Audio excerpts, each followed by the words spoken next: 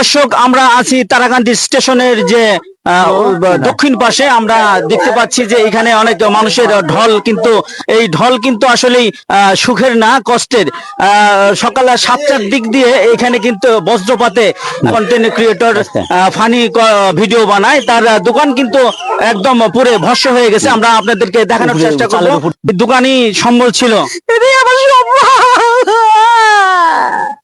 আপনি এখন যে একদম নিঃস্ব হয়ে গেছেন, যে এই যে দোকানের বাইরে আর কোনো সম্পদ নাই? কিছু নাই, আমি নিঃস্ব হয়ে গেছি।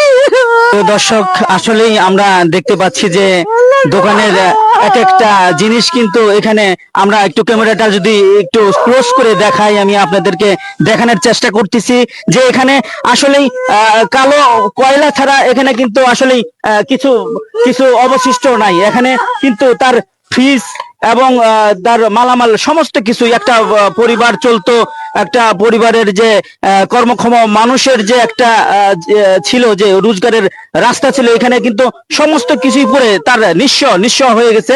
আমরা এই মুহূর্তে কথা বলবো এই দোকানের যে মালিক কোহিনুর রহমানের সাথে।